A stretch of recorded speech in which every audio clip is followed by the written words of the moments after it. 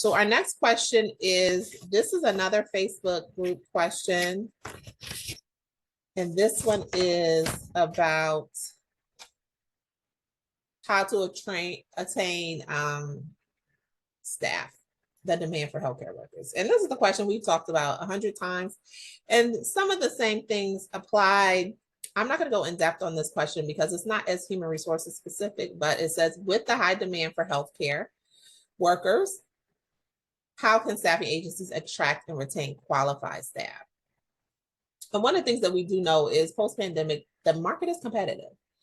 And surprisingly, I don't know if it's a mix of the market being competitive because people no longer want to work in healthcare or opted not to work in healthcare, or that it's actually a numbers game, right? So some people have speculated that it's not really a numbers game. It's just that people are going into other industries. So we'll see how that pans out over the next couple of years.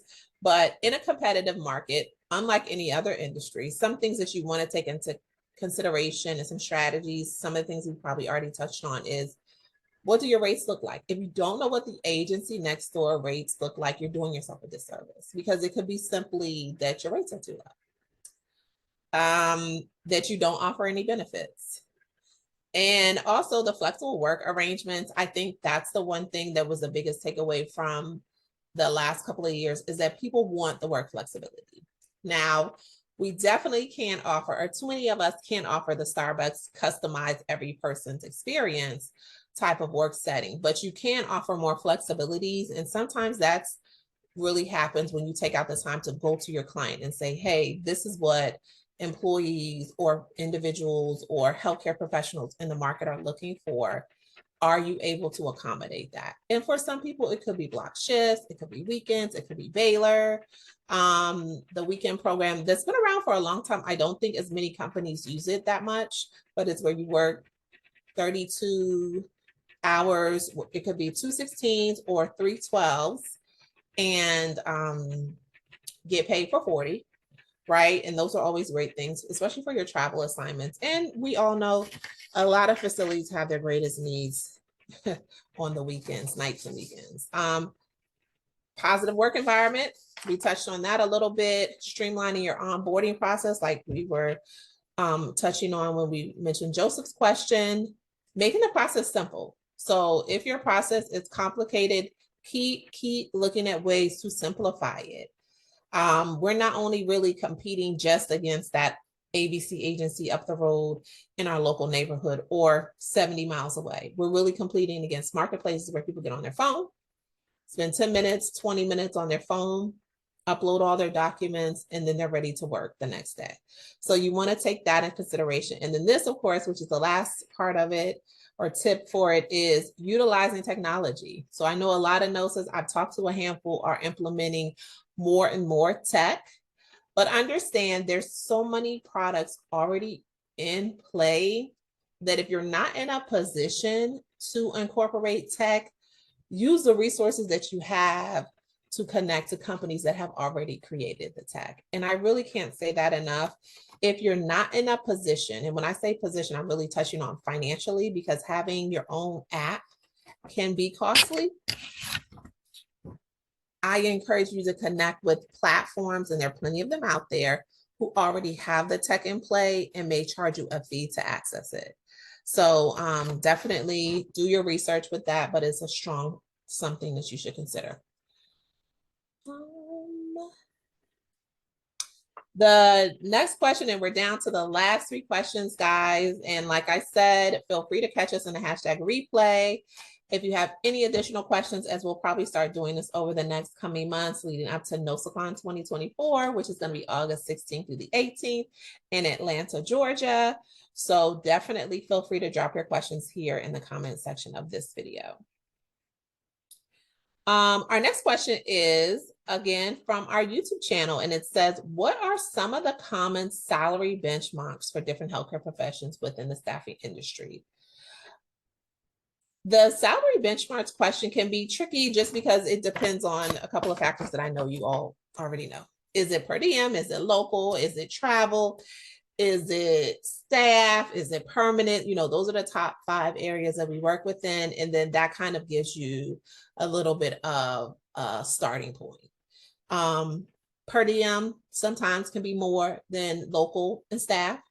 From my experience, staff in permanent positions many times are at the end as far as pay is concerned, and travel can hit somewhere in the middle between per diem and local.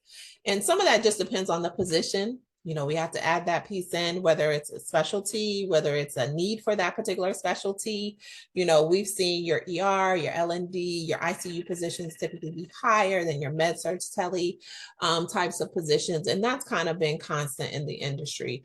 Hopefully this year, as we go into May, we may do more surveys around that information or have someone present and share information around how you pull that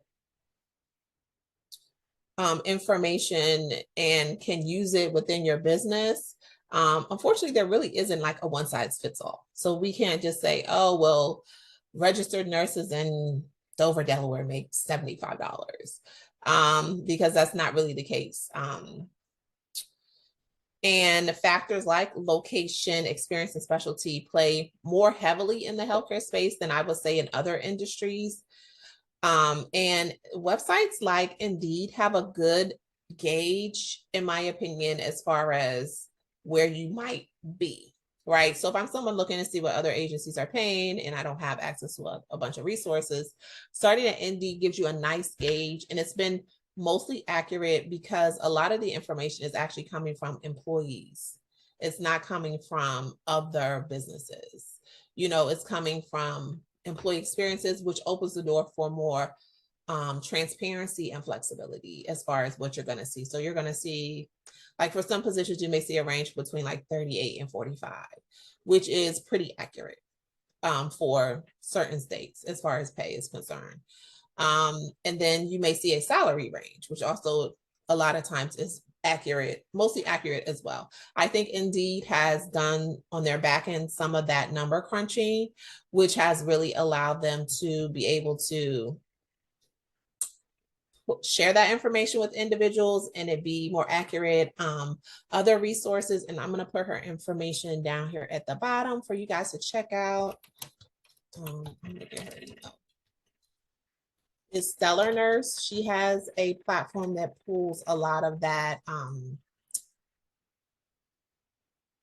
number crunching information that people don't always spend enough time on to get you accurate information. And when you think about like number crunching, it's something you have to do on a day-to-day basis in our industry because it's always changing.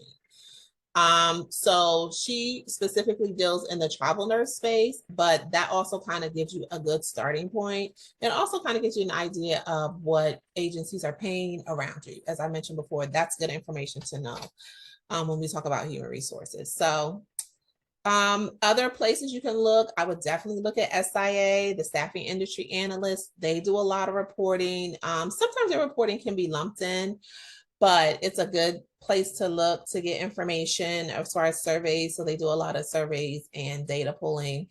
Another good resource would be your American Nurses Association. They do